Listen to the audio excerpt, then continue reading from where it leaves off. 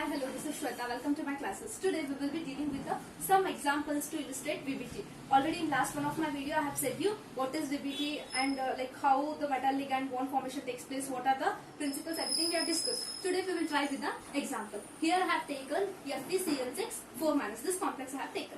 So how to illustrate the VBT is that first we have to take the atomic number of, stepwise we will go on solving, atomic number of iron, Fe. Okay, Z is what? Z is equal to 26. You know that atomic number is 26. But we will write only the outer configuration. Outer electronic configuration will be what? 3d6 and 4s2. Here starting argon will be there, isn't it? So actually I will write in detail and I will show you. So argon will be 18. 18 plus 2 is 20. 20 plus 6 is 26, like this. But we use only the outer electronic configuration. Clear? So first what you will write? We will write the outer electronic configuration for Fe. So what will be the configuration for Fe? So here D will be having 5 orbitals, 1, 2, 3, 4, 5, and here S, and here next will be your p orbital, isn't it? So I will fill all the electrons. According to Hund's rule, we will fill the first all the electrons should be occupied, and then next again electron should be filled. This is in D I field, and again in S we need to fill 2 electrons. This is in F, iron. Okay, but now we want to find the oxidation state of iron in this complex. So how to do that? I'll show you a side here. So how to find the oxidation number is, so your complex is what? FeCl6 4 minus, isn't it? You want the oxidation state of Fe. So take it as X. Clear? Take it as X plus. So here 6 ligands are there. So here cyanide, it is having the oxidation number of -1. So what you have to take? 6 into -1 is equal to, you have to equate the charge to the total charge of the complex. It will be -4. So X minus 6 is equal to -4. What I did? Here plus into minus will be -6 is equal to -4. X, if you want, what you will do? X is equal to -4 plus 6. Then X will be equal to 2. So your iron, whatever is there now, Fe, it is in the +2 state. So if I want iron Fe +2, now I have to write the electronic configuration of Fe +2. So what will happen? This outermost 2 electrons will get loose, isn't it? So your configuration will be 3d6 4s 0. Yeah, now you have to write that configuration. So Fe +2 configuration I will write now. So it will be like this. Clear? And your 1, 2, 3, 4, 5, 6 orbitals will be there. Your s orbital will be empty. This is clear. Now we will see in the presence of cyanide ligand. So here you can see the cyanide ligand. So here it is a strong field ligand. Here cyanide is what? A strong field ligand. In the presence of strong field ligand, what should happen?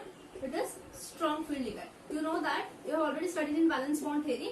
If the strong field ligand is there, then what should take place? Pairing should take place. So here it is already paired. So I'll keep as it is. So this also get pairs and this also get pairs. So your resultant will be like this. Here in the presence of cyanide ligand, what happens? Electron pairing takes place. And now this cyanide is having 6 ligands. Okay, each one will donate 2 electrons. So total will be 12 electrons. So this metal, whatever is there now, Fe, it will overlap with your cyanide to form the coordinate bond. What you have learned in the valence bond theory. So now what it will fill the empty orbitals. Okay, so whatever X I have represented, it is the empty orbitals of your metal which is filled by your cyanide ligand, isn't it? Now what is the hybridization? Now you can see this part, isn't it? This hybridization is what? 2 d orbitals are there. So it will be d2 1s and 3 p orbitals. So d2 s p3 is the hybridization. So if d2 sp3 is the hybridization, you know that the geometry will be a octahedral. Okay, so your geometry will be octahedral. It will be a octahedral. And then here, how about your unpaired electrons here? Unpaired electrons, there are no unpaired electrons, isn't it? All the electrons are paired up. Hence there are no unpaired electrons. So what you can write? No unpaired electrons. So if no unpaired electrons means, so it is diamagnetic, isn't it? So all the electrons are paired up means it shows the diamagnetic property, because paramagnetism doesn't exist. Only one or unpaired means paramagnetic. All the electrons are paired up, hence it is called as diamagnetic. And there is a formula to calculate mu. Magnetic moment, we have square root of n times of n plus 2. Clear? Where n is the unpaired electron. Since here no unpaired electrons, so it will be, mu will be equal to 0 Bohr magneton. So your magnetic moment will be 0 for magneton. And how about your low spin or high spin orbital complex? It is low spin. Why? Because your D is inside, isn't it? D is inside, hence it is a low spin complex. It can be called as a low spin complex, or else you can call it as a inner orbital complex, isn't it? Or inner orbital complex. Here once we will summarize. So here you got to know first iron, you have to write the atomic number, you know this electronic outer or electronic configuration. So when you write, this will be the resulting electronic configuration. But you have to find the oxidation number of iron in this complex. So if it is Fe+2, I had shown you how to do that. So Fe+2 means 2 electron will be lost. So here that is the electronic configuration. But in the presence of strong field ligand, what happens? Your whatever iron is there, no? Here pairing takes place. So after pairing, it will result like this, and your Cl, it will donate the electrons. Okay, so and it will overlap with the metal to form D2sp3 hybridization. Once it is D2sp3, you know that octahedral will be the structure, and since you have no unpaired electrons, your magnetic moment will be 0. Okay, and diamagnetism will be shown. Here n is nothing but your unpaired electron. 0 times of 0 plus 2 is root of 0 will be 0 only. Okay, it is Bohr magneton, and hence it is a inside. So d orbitals, n-1 d orbitals are used here. So it is low spin complex or inner orbital complex. Next we will do for another example, FeCl6 3-. So here again first we will find the oxidation state of iron. I have already found here. How we will find? You have to take this as x plus 6 times of -1, okay, is equal to -3. So x of -6 is equal to -3, x is equal to -3 plus 6, your x will be 3. So your Fe is having +3 oxidation state. So here you know that Fe outer electronic configuration will be D6 and S2. But in +3 means you have to remove 3 electrons. So it becomes D5 S0. Okay, now we have to fill the electrons. How we will fill? Each one will occupy the 1 electron. So here, now in the presence of ligand, so now this metal ion in the presence of ligand, you know that cyanide is a strong field. You should know that cyanide is a strong field ligand. So cyanide is strong field means pairing should take place according to PBT, isn't it? Now pairing has taken place, so this only one will remain empty. So these empty orbitals are being occupied by the cyanide. So 6 into 2 will be 12 electrons will be filled, which I have shown in the X. Now what is the hybridization involved? So here it will be D2sp3. So your hybridization is D2sp3. So here it is inner orbital complex. So since D is inside, so it is inner orbital complex. Your complex will be inner orbital complex. And how about low spin or high spin? It is low spin complex. So it is inner orbital complex or low spin complex. And how about unpaired electrons?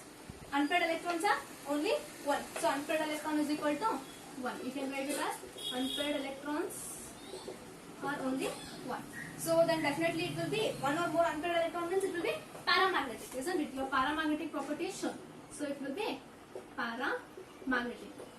Clear? And how about mu? Mu is equal to, it will be 1.73 Bohr magneton. You have to calculate using the formula which I have shown earlier, isn't it? Square root of n times of n plus 2. You substitute n equal to 1, where n is unpaired electrons. Clear? This is all about this complex. Now we'll study another complex, that is FeF6 3-. So here again you have to consider iron's outer electronic configuration. It will be D6 and S2, but you have to find the oxidation number of iron in this complex. So I have written already here. So you want x, you want to find iron, now take it as x plus 6 times of fluorine. It has oxidation number of -1 is equal to -3. X minus 6 is equal to -3. X is equal to -3. This if it goes that side +6 and x will be 3. Now you got to know Fe will be having the oxidation state of +3 in this. So now +3 means what should happen? Here 3 electrons should go.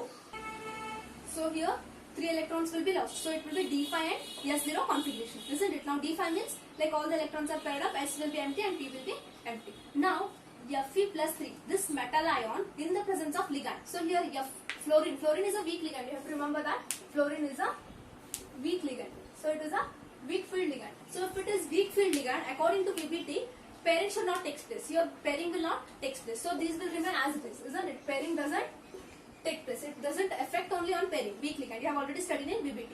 Now this whatever fluorine is there, no 6 into 2, 12 electrons it will give, isn't it? Those 12 electrons are being filled in the empty orbitals. So here, okay, these are the electrons donated by the ligand. So it is 12. Yes, 1, 2, 3, 4, 5, 6. Yeah, 6 into 2 will be 12 electrons. Now can you predict the hybridization here.